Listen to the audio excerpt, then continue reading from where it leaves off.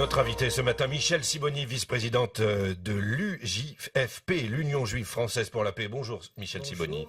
Après 22 jours de conflit à Gaza, le bilan dépasse les 1200 morts côté palestinien. 53 soldats et 3 civils israéliens ont également été tués. Est-ce qu'il y a encore aujourd'hui une place pour la paix ? Il me semble qu'il ne peut y avoir de place pour l'arrêt des hostilités, on va dire d'une manière un peu généraliste, que si la communauté internationale se décide à jouer son rôle, ce qu'elle n'a pas encore fait. Ce qui me paraît particulièrement ignoble, vu les chiffres que vous énoncez. On a la sensation d'États de l'Union européenne et des États-Unis qui regardent les bras croisés, qui comptent les morts, qui de temps en temps arrivent à négocier ou à faire négocier des trêves dites humanitaires. C'est comme si le politique avait décidé de se croiser les bras et de regarder le massacre se produire. Il y a tout de même des efforts américains. Hein. John Kerry, le secrétaire d'État, était dans la région.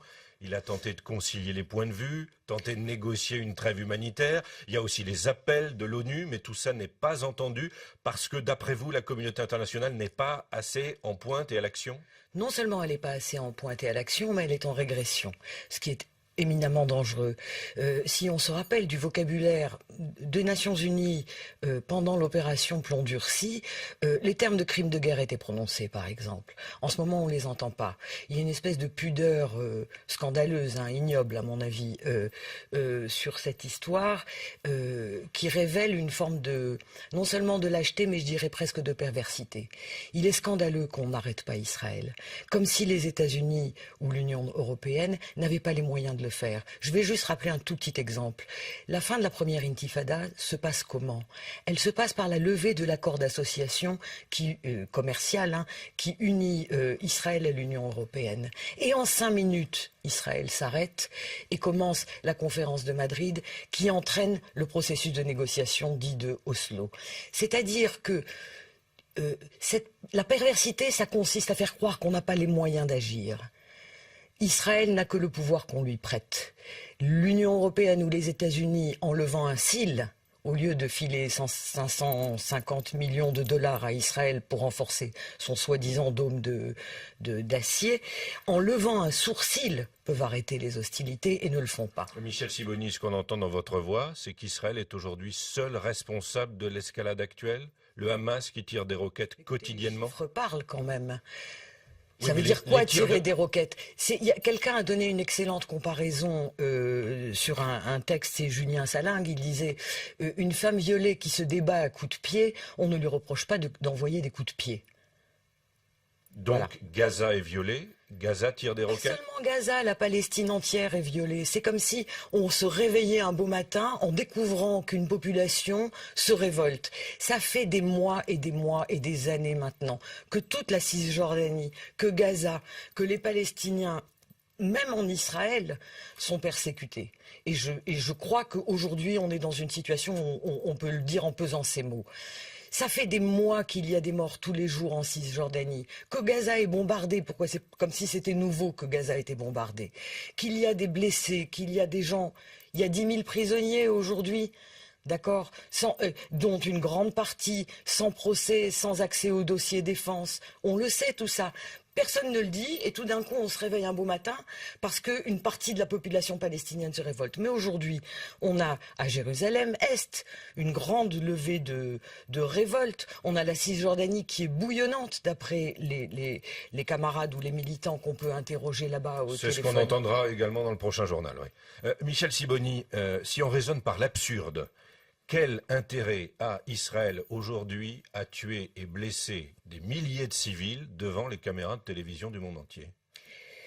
On connaît, il y a au moins 2 raisons connues.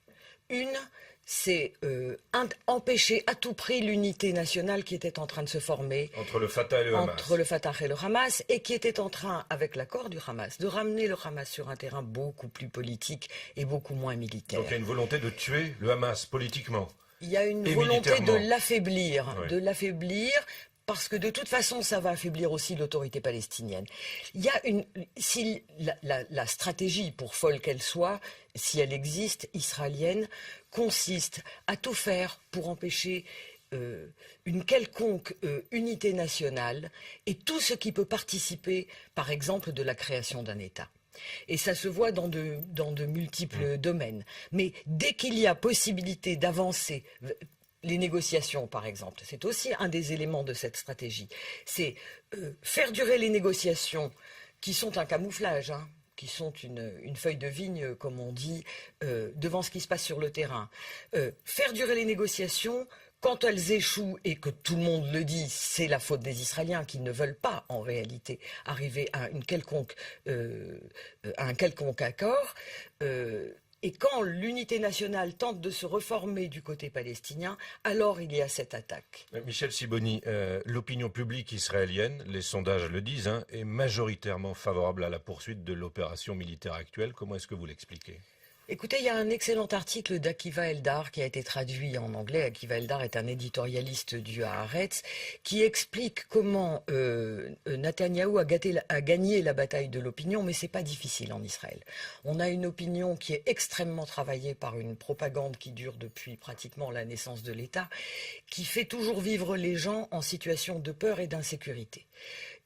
Mais danger l'insécurité mortel. est réelle. Les tirs de roquettes du Hamas et des roquettes qui arrivent de plus en plus près des villes, c'est une réalité. Les roquettes qui sont abattues au-dessus de Tel Aviv, c'est une réalité de ces dernières semaines.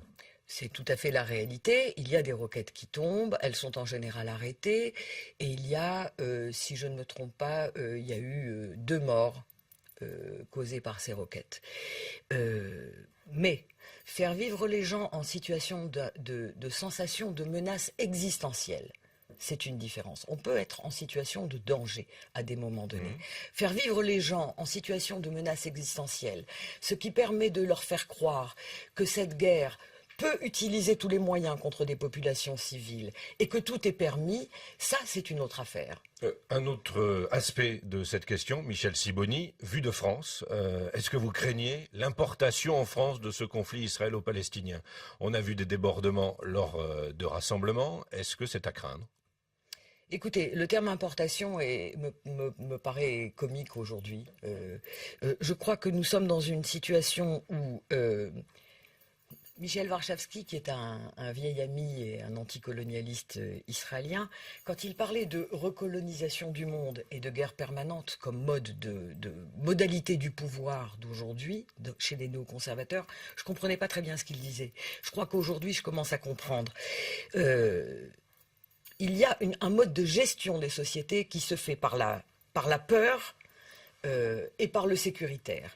Importer le conflit, c'est aussi importer des assignations qui sont les mêmes qu'en Israël, c'est-à-dire tout ce qui est arabe est dangereux et terroriste et menaçant, tout ce qui est juif doit être privilégié et mis à part. De mon point de vue, c'est antisémite, si vous me demandez. La seule chose qui peut protéger les juifs dans le monde, c'est de faire d'eux des gens comme tout le monde, c'est-à-dire soumis à la loi. Et d'un mot, est-ce que les événements actuels à Gaza alimentent un nouvel antisémitisme en France ? C'est l'inaction internationale, la désignation d'Israël comme un État d'exception et comme un régime d'exception, et contre lequel toute tentative de protestation est criminalisée, puisque comme vous le savez, nous avons des camarades, notamment du NPA, qui sont poursuivis maintenant pour organisation de manifestations. C'est ça qui est dangereux pour répondre à votre question. Merci Michel Sibony, vice-présidente de l'Union juive française pour la paix.